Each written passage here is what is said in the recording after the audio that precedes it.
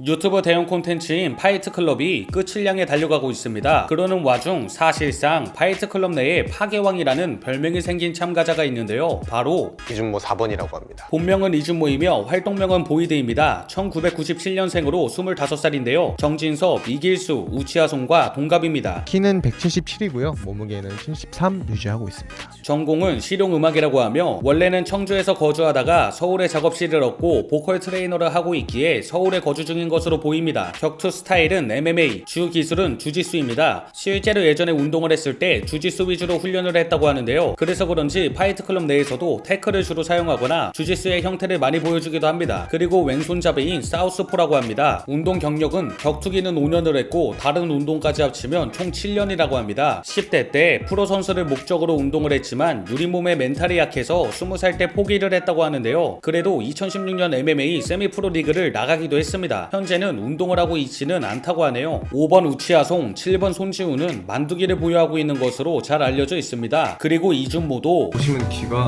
만두기를 보유하고 있습니다. 파이트클럽에서 부상으로 인해 하차했지만 새로운 별명이 생겼습니다. 바로 파괴왕인데요. 이준모와 경기를 했던 참가자들을 보면 설령호는 정권 부상, 이성원은 발 부상, 정진섭은 이두근 파열, 마지막으로 자신도 손 부상. 이준모와의 경기 때문에 부상을 당한 건 아닐 수도 있지만 상대방들이 모두 부상을 당해 파괴왕이란 별명이 생기게 된 것이죠. 이준모는 보이드란 활동명으로 2020년 2월부터 음악을 하고 있습니다. 실제로 현재 보컬 트레이너이기도 합니다. 노래도 굉장히 좋습니다. 여담으로 현재는 R&B 음악을 지향하지만 원래는 재즈로 음악을 시작했고 과거의 활동명은 바커스라고 합니다. 음악을 하게 된 계기는 원래는 음악에 관심이 없었지만 운동을 관두고 나서 공부를 할 때 가만히 책상에 앉아있을 수 없었다고 합니다. 그래서 아르바이트를 시작했는데 알바 사장님이 알제로의 Take 5라는 노래를 틀었다고 하는데요.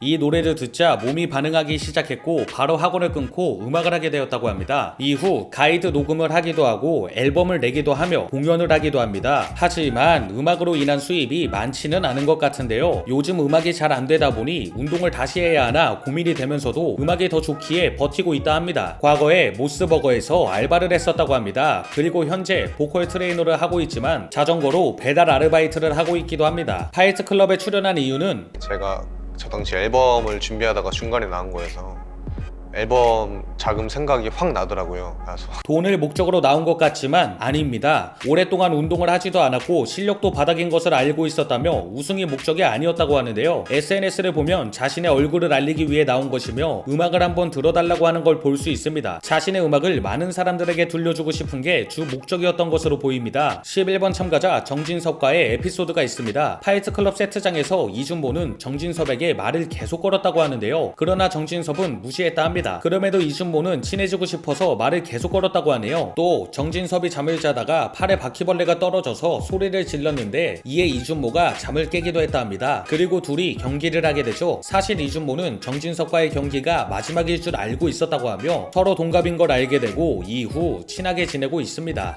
이준모가 올린 파이트클럽 지원 영상을 보면 촬영을 하기 전 댓글을 통해 7번 손지훈과 이미 대화를 나눈 것을 볼 수 있습니다. 이준모는 사람들이 모여있으면 조용히 있는 걸 싫어한다고 합니다. 그래서 일부러 말을 거는 성격이라고 하는데요. 또 멘탈은 다소 약하다고 하며 술은 입에도 되지 않는다고 하네요. 여타 참가자들의 말에 의하면 실제로 보면 엄청나게 크다고 합니다. 그리고 정말 강하다고 하는데요. 인상도 엄청 강해서 안경을 벗으면 불편할 정도로 살벌한 눈빛을 보유하고 있다 합니다. 안경도 이준모의 어머니가 안경을 벗고 다니면 경찰이 많이 꼬일 상이라고 해서 쓰고 다니는 것이라고 하네요. 파이트클럽에 나오고 사람들에게 알려지자 곤란한 상황을 겪기도 합니다. 카카오톡 및 인스타그램 DM, 유튜브 댓글로 테러를 당했었는데요. 차단을 해도 10분 단위로 다른 계정을 사용해 패드립 및 욕설을 했고 평소에 우울증이 있었기에 약물 과다 복용을 하는 충격적인 선택을 하기도 합니다.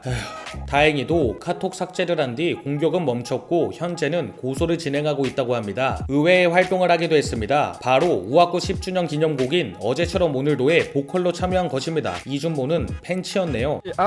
김호디 우아키 스튜디오라는 그룹으로 음원이 등록된 노래이기도 합니다. 당시에는 보이드가 아닌 모찌모찌로 활동한 것으로 보입니다. 파이트클럽에서 손에 부상을 당한 뒤 나오게 되었는데 작은 문제로 인해 제대로 치료를 하지 못하고 있는 것으로 보입니다.